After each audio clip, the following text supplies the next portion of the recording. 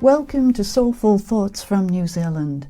This is your host, Megan Don, author of Feminine Courage, Death and Dying Guide, and Spiritual Mentor.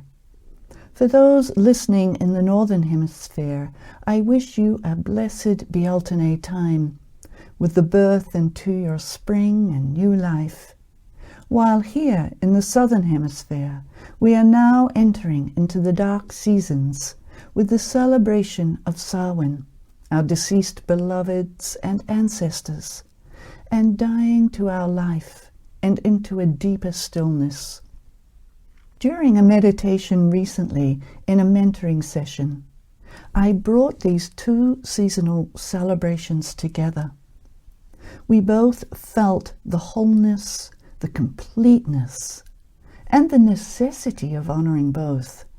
It was a powerful time where, in fact, we were transported in spirit to Kildare, to the well of St. Bridget.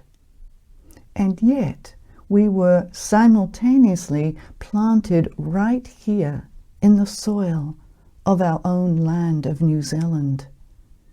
It was such a beautiful connection across time and space. Travelling along these same lines of bringing the Celtic and New Zealand stories together, today we continue with my personal journey into the land and the sea. While in Ireland, as those of you who have listened to the Soulful Thoughts from Ireland podcast will have heard, I visited the land where my great-great-grandmother was born. Visiting her land was one of the deepest connections I have felt on this earth. This is in the 2020 podcast section if you wish to listen to it. Very close to her birthplace, there is a lake called Loch Ness. And as with many lochs or lakes in Ireland, there are stories to be told. And with every story, there is the Christianized version, and there is the original version or versions. Sometimes we need to travel in spirit to find the originals. And when we are directly connected through an ancestral line, that portal easily opens for those who listen with the spirit ear.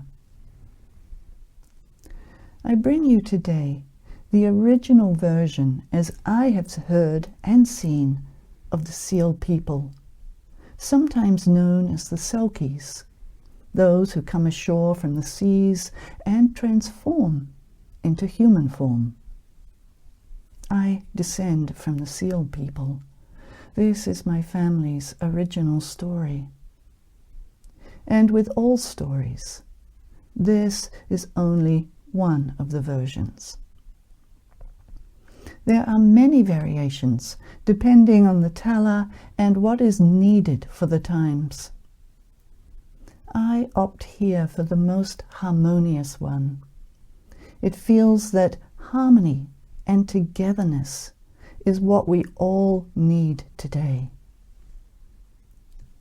There are 6 rivers that flow into Loch Ness, and there is one river that flows out into the Atlantic Ocean. The one that flows out is the River Ban, which means the river of the goddess. Coming in from the ocean, some of the Celts would swim up this goddess river to come and play in the loch and to watch the human ones. There was always a great fascination about these upright-bodied ones, and some would play with transforming themselves into part human, part seal.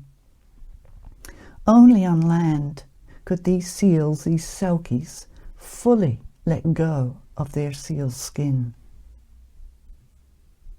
One day, one of the Celts got caught in the fisherman's net. But these were not any fishermen. These were men of God, as they were known.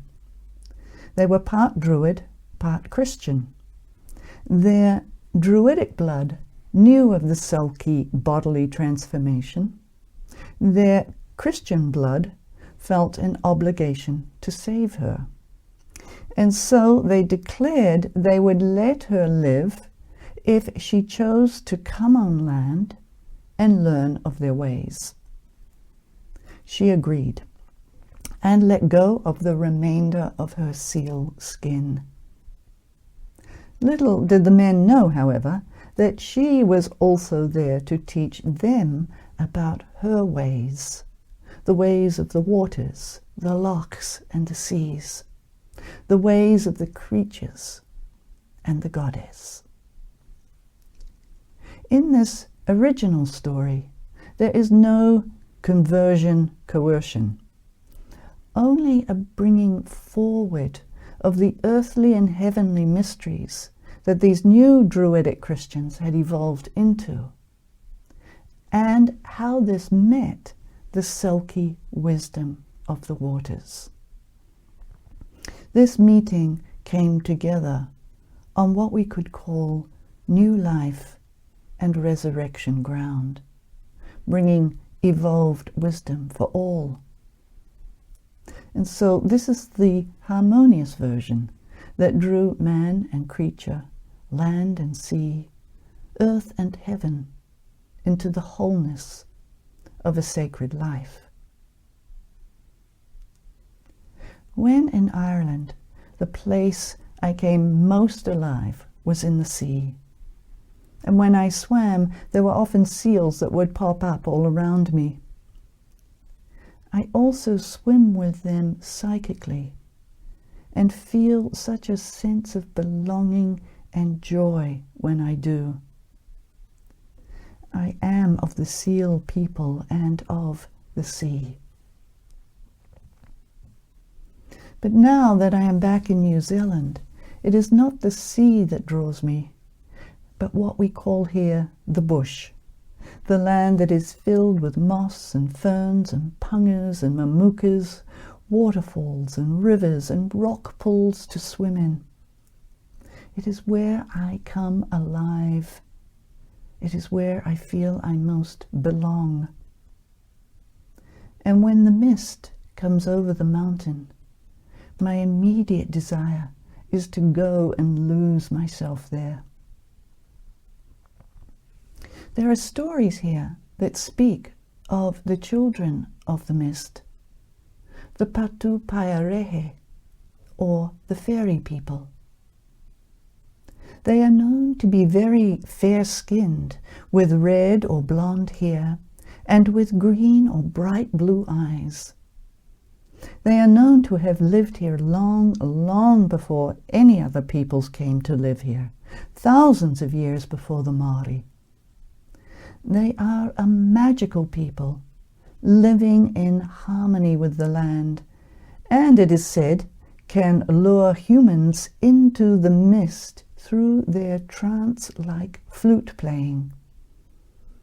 It is said that once you follow that flute playing, once you go into the mist, you will not come back.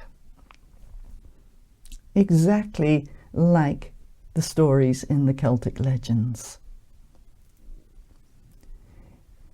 In waking dreams, I have travelled into this mist, and walking in the bush, I have heard otherworldly voices and laughter. I am still exploring this realm, but my sense of belonging is strong. I know I am one of these people somehow, somewhere, at some time. I recently watched the most fascinating documentary that looks at these fairy people and at their descendants who have intermarried with the original Polynesian and Maori peoples. There is also belief that these original Patupaerehe were in fact the Celtic magical peoples of many thousands of years ago. Convincing evidence also shows that there has evolved over time many other worldwide connections, with the original inhabitants in New Zealand coming from or connected with Persia, Mexico, and Peru, long before the Maori people came here. The documentary, for those who are interested, is called Redheads, Part 1 of Skeletons in the Cupboard series on the Peter Marsh YouTube channel.